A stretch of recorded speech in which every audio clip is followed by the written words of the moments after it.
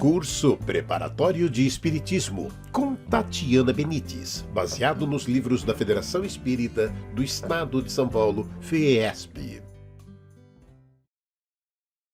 Olá, seja muito bem-vindo a mais uma aula, mais um pouquinho de estudo do livro Curso Preparatório de Espiritismo, que é das edições FEESP, da Federação Espírita do Estado de São Paulo. Te convido a ouvir as aulas anteriores, se você não ouviu, e ler todos os livros da codificação de Kardec, da codificação espírita, feitas por Allan Kardec, que são a base, na verdade, de todo o nosso estudo aqui. Essa é a nossa 13ª aula e temos 2 temas: a fé que transporta montanhas e o aborto. Então, nós vamos começar com a fé que transporta montanhas. Quando voltou para onde estava o povo, chegou-se a ele um homem que, ajoelhando-se aos seus pés, lhe disse: Senhor, tem piedade do meu filho, que é lunático e sofre cruelmente. Muitas vezes cai, ora no fogo, ora na água. Já o apresentei aos teus discípulos, mas eles não puderam curar. Jesus respondeu: Ó geração incrédula e perversa, até quando estarei entre vós? Até quando vos sofrerei? Trazei-me aqui o menino. E tendo Jesus ameaçado o demônio, este saiu do menino, que ficou no mesmo instante curado. Então, os discípulos vieram ter com Jesus em particular e lhe perguntaram: Por que não pudemos nós mesmos expulsar esse demônio? Jesus lhes disse: Por causa da vossa pouca fé. Pois, em verdade vos digo, que se tivesseis a fé do tamanho de um grão de mostarda, diríeis àquela montanha: passa daqui para ali, e ela passaria. Nada vos seria impossível. Não se expulsam os demônios dessa espécie, senão por meio de prece e do jejum. Mateus, capítulo 17, 14 a 20.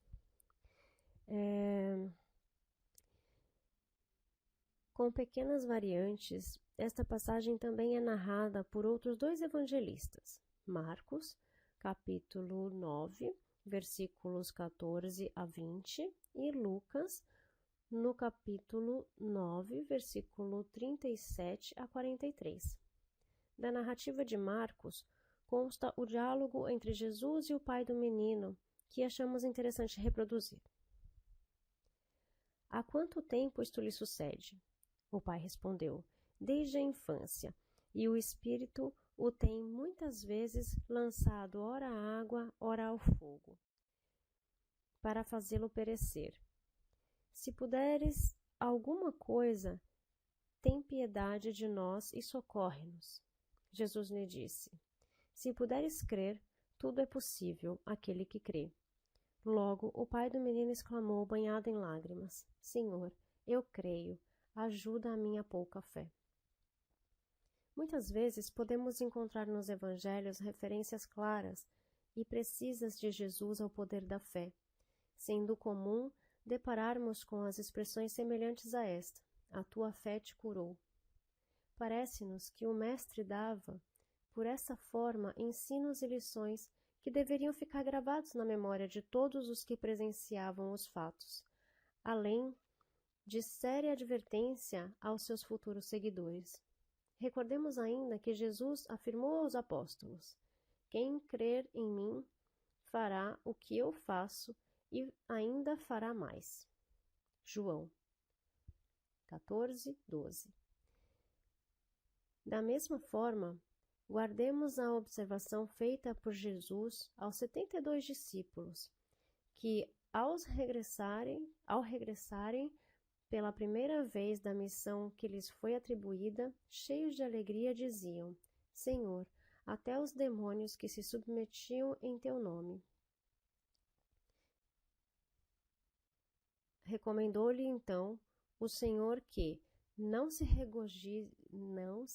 regozijassem por lhes estarem os espíritos submetidos, mas antes por estarem os seus nomes escritos nos céus. Lucas capítulo 10, versículo 20. De tudo se depreende o amoroso cuidado do Mestre para com os seus seguidores, alertando-os sempre contra as tentações do orgulho, para que não se envaidecessem diante dos resultados que fossem obtendo no desempenho de suas missões, na cura e alívio dos sofrimentos. Invariavelmente, todas as vezes que realizava as curas, Jesus salientava a fé e a confiança daquele que recebia o benefício. E a respeito das poucas curas levadas a efeito em sua terra, onde apenas curou alguns poucos doentes, Jesus admirou-se da incredulidade deles. Marcos 6, parágrafos 5 e 6. Assim, para ser obtida a cura, torna-se evidente a necessidade da colaboração do doente, isto é, o desejo sincero de ser curado, conjugado com a fé, confiança e vontade potente de quem vai operar em nome do Senhor. Tudo isso aliado ainda à possibilidade kármica em face da lei. Todas as doenças podem ser aliviadas, mas nem todas podem ser curadas. A confiança nas próprias forças nos torna capazes de executar grandes coisas, mesmo materiais, que não obteríamos se não confiássemos em nós mesmos. As montanhas a serem removidas pela fé, referidas no Evangelho, devem ser, antes de mais nada, as montanhas das nossas imperfeições e inferioridades, constituídas de má vontade, resistência, preconceitos, interesses materiais, egoísmo, fanatismo, paixões orgulhosas e etc. A fé sincera e verdadeira é sempre calma, paciente e humilde. Deve ser cultivada pela moralização de nossos costumes, pela pureza de pensamentos, palavras e atos, pela crescente confiança na ilimitada bondade divina, para desenvolver dentro de nós a força magnética que nos possibilitará agir sobre o fluido universal e que, usada convenientemente pela nossa vontade, é capaz de operar prodígios sempre que é utilizada em benefício do nosso próximo. Jesus disse aos discípulos que aquela espécie de espírito obsessor só sairia pela oração e pelo jejum.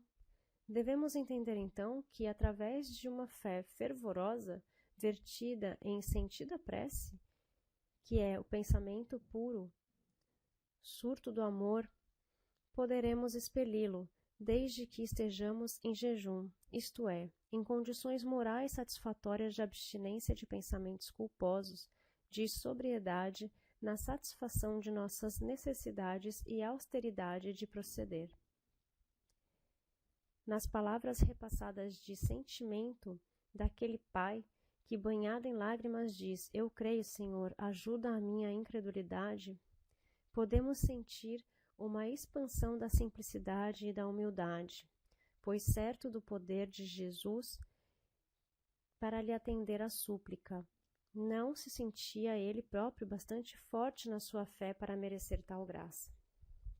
Então a fé, quando eles falam que a fé pode mover montanhas, a fé pode mover muita coisa dentro de nós. E quando ele fala que a gente precisa da oração, é o que a gente falava na aula anterior, de fazer o Evangelho no lar, de conseguir colocar essa energia boa dentro do nosso próprio lar, com as pessoas com que nós convivemos, que nem sempre é fácil. Mas se nós conseguirmos ter a fé nesse ser maior, em Jesus que nos deixou tantos ensinamentos, que foi uma pessoa que veio para a Terra para mostrar para nós o poder da fé, para mostrar para nós exemplos morais, nós conseguiremos obter alguns alívios, Como ele diz, nem todas as doenças podem ser curadas, mas elas podem ser aliviadas. E isso, a gente não está falando só de doença da carne, mas a gente está falando de doença do espírito também, né? E ele fala que aquele espírito obsessor só sairia com a oração e com o jejum. Quando a gente fala de jejum nesse caso, não é o jejum de não comer, mas é o jejum de não fazer coisas erradas, de não fazer coisas feias, de fazer coisas antiéticas. É de seguir os mandamentos, né? De seguir as leis morais que Jesus coloca para nós, né? De sermos seres que respeitam o próximo, né? Que respeita a si mesmo, que aceita a si mesmo como é, que se ama e que ama o próximo como a si mesmo, né? E Deus acima de tudo. Então a gente cai de novo naquela máxima de que o amor é a nossa base, né? E quando a gente junta o amor e a fé, a gente tem uma força muito grande que nos auxilia a viver bem, a conseguir viver na retidão, né? No lado certo, em vez de prejudicar outras pessoas ou pensar coisas ruins até de nós mesmos, né? Mas que conseguimos viver um pouco melhor, de uma forma mais leve. Bom, o segundo assunto é o aborto. De todos os institutos sociais existentes na Terra, a família é o mais importante, do ponto de vista dos alicerces morais que regem a vida. É pela conjunção sexual entre o homem e a mulher que a humanidade se perpetua no planeta. Em virtude disso, entre pais e filhos residem os mecanismos da sobrevivência humana, quanto à forma física na face do orbe. Fácil entender que é assim justamente que nós, os espíritos eternos, atendendo aos impositivos do progresso, nos revezamos na arena do mundo, ora envergando a posição de pais, ora desempenhando o papel de filhos, aprendendo gradativamente na carteira do corpo carnal as lições profundas do amor que nos soerguerá um dia em definitivo, da terra para os céus. Com semelhantes notas, objetivamos tão só destacar a expressão calamitosa do aborto criminoso, praticado exclusivamente pela fuga ao dever. Habitualmente, nunca sempre, somos nós mesmos quem planifica a formação da família, antes do renascimento terrestre, com o amparo e a supervisão dos instrutores beneméritos, à maneira da casa que levantamos no mundo, com o apoio de arquitetos e técnicos distintos. Comumente chamamos a nós antigos companheiros de aventuras infelizes, programando-lhes a volta em nosso convívio, a prometer-lhes socorro e a oportunidade, em que se lhe reedifique a esperança de elevação e resgate, burilamento e melhoria.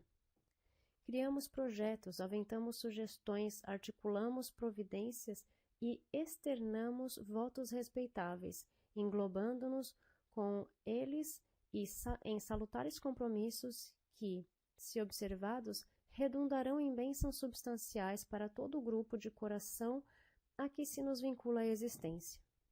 Se, porém, quando instalados na terra, anestesiamos a consciência, expulsando-os de nossa companhia, o pretexto de resguardarmos o próprio conforto, não lhes podemos prever as reações negativas, e então muitos dos associados de nossos erros de outras épocas, ontem convertidos no plano espiritual, em amigos potenciais, à custa das nossas promessas de compreensão e de auxílio, fazem-se hoje. E isso ocorre muitas vezes em todas as comunidades da Terra. Inimigos recalcados que nos entranham a vida íntima, com tal expressão de desencanto e azedume, que a rigor nos infundem mais sofrimento e aflição que se estivessem conosco em plena experiência física, na condição de filhos problema, impondo-nos trabalho e inquietação.